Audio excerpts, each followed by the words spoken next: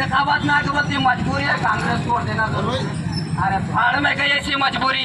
उठ बैठो नौजवानों, मुकाबला करो। आज हारेंगे मगर कल जीतेंगे। छोटे बच्चे को डरा रही नहीं बेटा, शेर आता है बब्बर आता उसको डरा के रखते रहे। अरे दिलेर खो, मैं इसकी दिलेरी को कायम रखो, मैं कहना चाह रहा हूँ। रिक्शा चलाने वाले का बेटा थोड़ी सी तरक्की किया है, क्योंकि रिक्शा बंद हो गया, वो ऑटो चला रहा है। यही तरक्की हुई है, इससे हटके गरीब की कोई तरक्की नहीं हुई। आज जिसके पास पैसा है उन्हें एक महीने में घोड़े के जैसा तंदुरुस्त होकर भाग रहा है, मगर गरीब लंगड़ लेते ठहरा है। क्यों? उसके पास पैसा नहीं है प्राइवेट स्कूल में जाकर। उसके सागर खंडरे लॉ की डिग्री हासिल करे हुए ऐसी यूनिवर्सिटी से करें, दुनिया की सबसे टॉप यूनिवर्सिटी से लॉ की डिग्री हासिल करें सागर खंडरे। ठीक है, अब मैं बोल रहा हूँ, सुनो रहीम खान साहब। पॉलिटिकल ग्रेजुएशन वसीमुद्दीन किरमानी कहाँ से हासिल किया है मालूम? दारुस्सलाम से मैंने अपने पॉलिटिकल डिग्री हासिल किया है। वो दारुस्सलाम यूनिवर्सिटी से मैंने अपने पॉलिटिकल डिग्री हासिल किया है। वो दारुस्सलाम वो है जो तमाम कांग्रेसियों की सियासी अम्मा इंदिरा गांधी ने जाके दारुस्सलाम को सलाम करके आया था। वो दारुस्सलाम से मैंने पॉलिटिकल डिग्री हासिल की है। करोड़ों रुपए बजट आ रहा है, उन्होंने अपना परसेंटेज ले ले रहे हैं। ऑफिसर अपना परसेंटेज ले ले रहा है, ठेकेदार अपना देख ले रहा है। 100 रुपए का बजट है तो 10 रुपए का काम हो रहा है, 90 रुपए का। सभी को आदाब। मोहतरम बुजुर्गों, नौजवान साथियों, घरों में बैठकर सुनने वाली पर्दा नशीन मेरी माओ बहनों, बिरादराने वतन, भारत के अंदर वतन अजीज भारत में इंतखाबात चल रहे हैं। पार्लिमानी बीदर पार्लिमानी कॉन्स्टिट्यूंसी 7 से मैं वसीमुद्दीन किरमानी इंडिपेंडेंट अपना नॉमिनेशन डाल चुका हूँ और मैं इंडिपेंडेंट इस मैदान में मुकाबला कर रहा हूँ। आप लोगों को ये बात वाज़ेह होना चाहिए, ये बात आप लोगों को मालूम होना चाहिए कि वसीमुद्दीन किरमानी इस इंतखाबात में हिस्सा क्यों लिया है। इस इंतखाबात में मेरा हिस्सा लेने का अहम मकसद क्या है, ये आप लोगों को जानना ज़रूरी है। मैं ये बताना चाहता हूँ कि बीदर पार्लियामेंट कॉन्स्टिट्यूंसी ये एक अक़लियती बहुमूल इलाका है।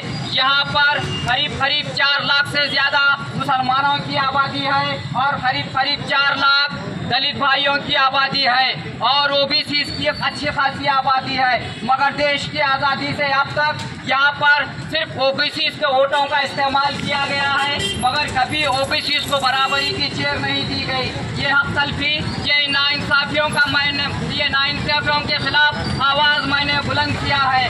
और मेरा सबसे अहम मकसद ये है कि बीदर ज़िला रियासत कर्नाटक का पसमानदा इलाका है, गुर्बत पर भरा इलाका है। बीदर के अंदर बैकवर्डनेस ज़्यादा है। बीदर के अंदर 80% से ज़्यादा लोग बिलो पॉवर्टी लाइन में जीते हैं। बीदर में 80% से ज़्यादा लोग जो लेबर का काम करते हैं, होटल में काम करते हैं, तरकारी बेचते हैं। ये देश की आज़ादी से अब तक ये ऐसा ही चलते आ रहा है। इतने बार बीजेपी और कांग्रेस ने हमसे वोट लिए हैं, मगर कभी ये बीजेपी और कांग्रेस हमारी गुर्बत को हटाने के बारे में फिक्र नहीं करी। ना बीजेपी करी ना कांग्रेस करी, ये सिर्फ वोट मांगते हैं। आज भी देखो होटल चलाने वाले का बच्चा होटल चला रहा है। आज भी ऑटो रिक्शा चलाने वाले का बेटा थोड़ी सी तरक्की किया है, क्योंकि रिक्शा बंद हो गया, वो ऑटो चला रहा है। यही तरक्की हुई है, इससे हटके गरीब की कोई तरक्की नहीं हुई। या मैं गलत बोल रहा हूँ तो बोलो, ये सच्चाई है। आज मुसलमानों के बच्चे प्लम्बर का काम कर रहे हैं, आज मुसलमानों के बच्चे होटलों में काम कर रहे हैं, आज मुसलमानों के बच्चे नारियल पानी बेच रहे हैं, आज मुसलमानों के बच्चे फ्रूट बेच रहे हैं। तो ये कब तक रहेंगे? हम गरीब घर में पैदा होना गरीब गलत बात नहीं, मगर गरीबी को मुकद्दर बना लेना ये गलत बात है। ये नेशनलिस्ट पार्टियां कभी हमारी गुर्बत को दूर करने और हमको तरक्की पे दिलाने की बात नहीं करते। ये भगवंत कोबा साल 10 साल से रुकना पार्लियामान है यूनियन मिनिस्टर से, मगर कभी कोई स्कीम माइनॉरिटी के लिए नहीं लाए और कभी माइनॉरिटी के सर पे हाथ रखकर तुम तरक्की करो मुसलमानों बोल के बात नहीं करे। कभी इन्होंने मुसलमानों की बस्ती में कदम ही नहीं रखे, तो यहाँ क्या तरक्की होगी? मैं तरक्की के वास्ते आगे बढ़ा हूँ, मैं सबको हक और इंसाफ दिलाने के वास्ते आगे बढ़ा हूँ। बीदर के अंदर चाहे मुसलमान हो, हिंदू हो, क्रिश्चियन हो या सिख हो, आज बीदर जिले की तमाम जनता परेशान है। क्योंकि बीदर के अंदर हॉस्पिटलाइज सिस्टम सही नहीं है। सरकारी दवाखाने के अंदर टाइम पे इलाज नहीं होता, सरकारी दवाखाने के अंदर टाइम पे डॉक्टर नहीं मिलता, सरकारी दवाखाने के अंदर आपको ज्यादा से ज्यादा सर्दी और बुखार के गोलियां मिलते हैं। इससे हटकर कोई बड़ी बीमारी का कोई इंजेक्शन लेना रहा, कोई मेडिसिन लेना रहा तो चिट्ठी पर लिख के देते हैं बाहर से खरीद के ला लो। तो गरीब बाहर से कितना मेडिसिन खरीदेगा? गरीबों को ऊपर ये अत्याचार है। अगर कोई बड़ी बीमारी हो जाती है, चाहे कैंसर हो, हार्ट अटैक हो या कुछ ऐसा मामला हो तो सीधा रेफर कर देते हैं कि गुलबर्गा जाओ, हैदराबाद जाओ, बेंगलोर जाओ। मामूली डिलीवरी को भी जो है ना हैदराबाद भेजते हैं। ये कब तक चलेगा ये जुल्म अत्याचार? मैं तमाम जुल्मों के खिलाफ आवाज उठाया हूँ। आज सरकारी स्कूलों की हालत निहायत ही खस्ता हो चुकी है। सरकारी स्कूल बंद होने की जगह पे आके खड़े हुए हैं। याद रखो, सरकारी स्कूलों का बंद होना बहुत बड़ा नुकसान है। सरकारी स्कूल प्राइवेटाइज नहीं होना, सरकारी हॉस्पिटल प्राइवेटाइज नहीं होना। ये पॉलिटिशियंस सिर्फ अपने इंस्टीट्यूशनों का डेवलपमेंट देख रहे हैं, ये पॉलिटिशियन सिर्फ अपने हॉस्पिटलों का डेवलपमेंट देख रहे हैं, ये अपने प्राइवेट हॉस्पिटलों को डेवलप कर रहे हैं, ये अपने प्राइवेट इंस्टीट्यूशनों को डेवलप कर रहे हैं। और पॉलिटिशियन के पास बड़े बड़े कॉलेज है, स्कूल है। क्यों भाई तुम्हारे पास? अगर तुमको जनता से मोहब्बत होती तो तुम सरकारी स्कूल डेवलप करते, सरकारी कॉलेज को डेवलप करते। तुमको जनता से मोहब्बत नहीं है, तुमको पैसे कमाने से मोहब्बत है।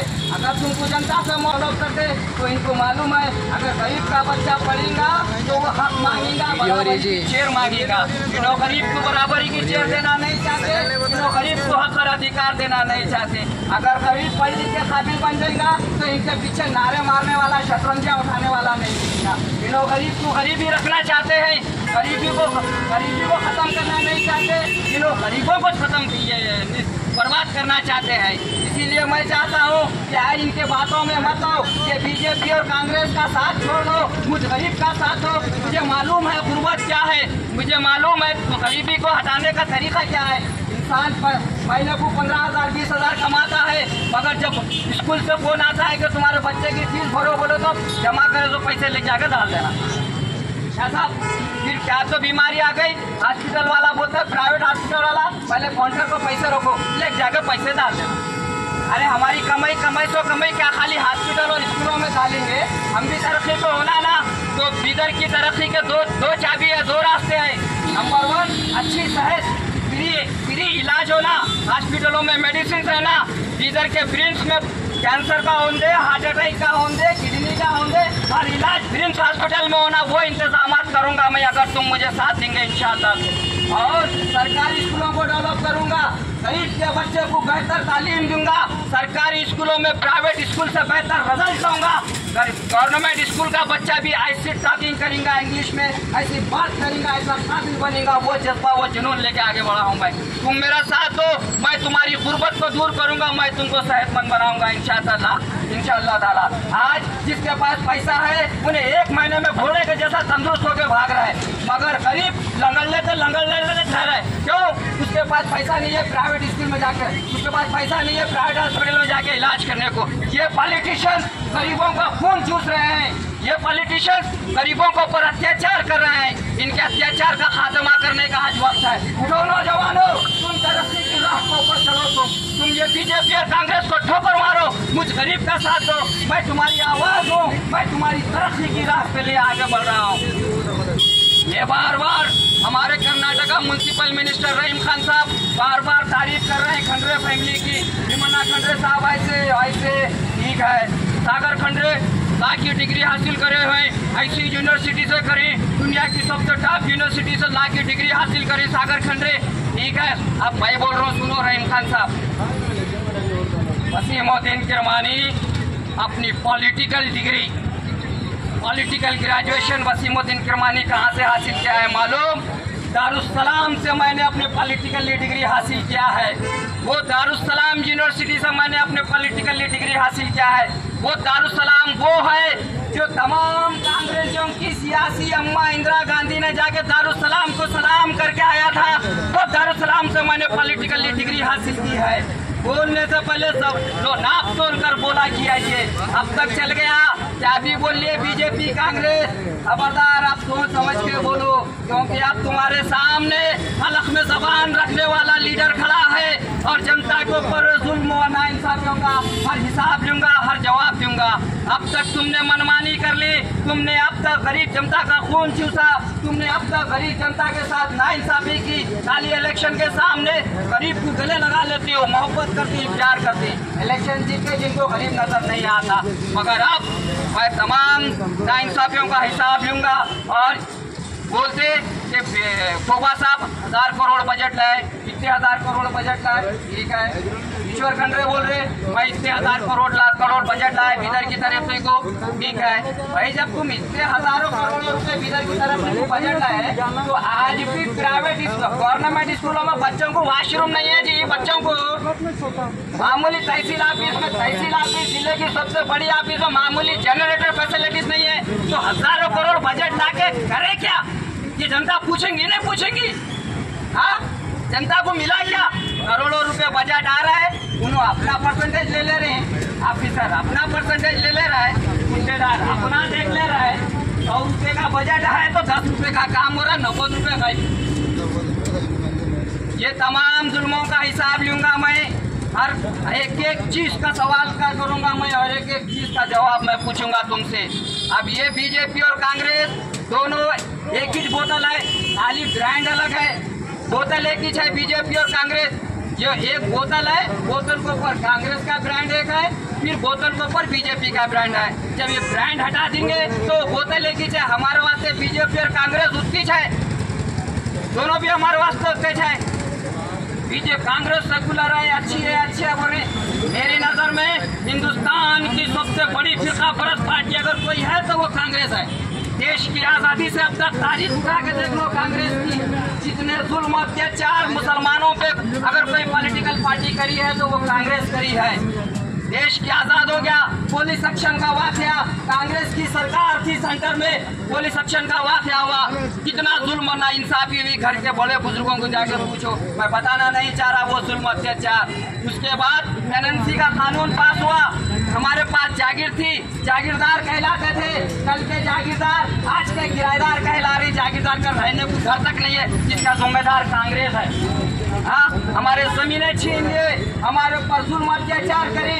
और मैं ये कह रहा हूँ कि मैंने एक स्टेटमेंट देखा, तेलंगाना का चीफ मिनिस्टर जो नया बना है, कल तेलंगाना का चीफ मिनिस्टर मालूम ना, क्या नाम उसका? रेवंत रेड्डी का स्टेटमेंट मैंने देखा वीडियो में। तो रेवंत रेड्डी कहता है न्यूज वाले को, अरे सबसे पहले बाबरी मस्जिद के अंदर शिलान्यास और पूजा की इजाजत कौन दिए? कांग्रेस पार्टी दिए। खोल के उनका ऑनलाइन स्टेटमेंट है रेवंत रेड्डी का, देख लो। सबसे पहले बाबरी मस्जिद का ताला खोल के वहां से पूजा कराने वाली कांग्रेस है। ये वो माना है रेवंत रेड्डी, ऑनलाइन है, तुम चेक करो ये। और इसको तुम सेकुलर बोलते हैं। अब चले आए और कांग्रेस की एक विंग है, 5 साल तक कहाँ सो जाती है कि पता नहीं। इलेक्शन के टाइम आती है कांग्रेस, कांग्रेस की वो विंग, और आकर कहती है मजबूरी है भाई कांग्रेस को वोट देना है, इत्तेहाद करो, वो करो। अरे काय की मजबूरी है? मजबूरी को मुकद्दर क्यों बना ले रहे? ये देश के ऊपर राज करे वाली कौम है, ये नौजवान दिलेर है, ये नौजवानों को जज्बा दो, ये नौजवानों को दिलेरी दो, हुक्मरानी करने का इनके अंदर जज्बा पैदा करो। मगर ये दिलेर कौम के नौजवानों को कमजोर बना रहे, छोटे बच्चे को डरा रहे। नहीं बेटा, शेर आता है, बब्बर आता है, उसको डरा के रखते रहे। अरे दिलेर कौम है, इसकी दिलेरी को कायम रखो, मैं कहना चाह रहा हूँ। लड़ने जो इंतखाबात मुकाबला करने जो हार जीत लगे हुई है, जो होगा देखा जाएगा। आज हारेंगे तो कल जीतेंगे, ये जज्बा पैदा करो। कौम के नौजवानों को बुज़दिल और कमजोर मत बनाओ, ये मेरी अपील है। 5 साल तक सो जाती, इंतखाबात में आगे बढ़ती, मजबूरी है कांग्रेस को वोट देना जरूरी। अरे भाड़ में गई ऐसी मजबूरी। उठ बैठो नौजवानों, मुकाबला करो। आज हारेंगे मगर कल जीतेंगे, आज साल लगेंगे, कल शायद तरफ बनेगा इंशाअल्लाह। हार जीत का फैसला अल्लाह पे छोड़ो, अपना वोट दो। वसीमुद्दीन किरमानी, मेरा इम्तियाजी निशान साइकिल के टायर में हवा भरते तो पंप मेरा इम्तियाजी निशान है, सीरियल नंबर मेरा 17 है। आप मुझे वोट दीजिए, इधर की तरक्की के लिए वोट दीजिए। और बार बार कहते हैं मुसलमान अक़लियतों में है, मुसलमान कमज़ोर है, मुसलमान को टिकट दे तो गैर मुस्लिमों वोट नहीं देते। ये कब तक हम आपको डराते रहेंगे? क्यों नहीं देते भाई? क्या हम सबसे दुश्मन है क्या? हिंदू भाई भी हमारा बिरादरान वतन है, क्रिश्चियन भाई भी हमारा बिरादरान वतन है। हम रोज़ एक दूसरे की सूरत देखते हैं, रोज़ एक दूसरे के दावतों में जाते हैं, हम सब इत्तेहाद से रहते हैं। ये हमें नफरत नहीं को पैदा कर रहे हैं तुम। हाँ, तुम टिकट दिए तो जीतेंगे ना? तुम ये डरा दे के हमें को खाम पे बिठा देते हैं। अरे बोलती आप हमको नफरत बिठो भाई खामोश, अल्लाह के नाम पे हमको छोड़ दो। हम आगे निकले हैं, हम मेहनत कर रहे हैं, हम मुकाबला कर रहे हैं। हमको यकीन है हमारे हिंदू भाई भी हमारा साथ देंगे, क्रिश्चियन भाई भी साथ देंगे, दलित भाई भी साथ देंगे। सब बेजार हो गई बीजेपी कांग्रेस से।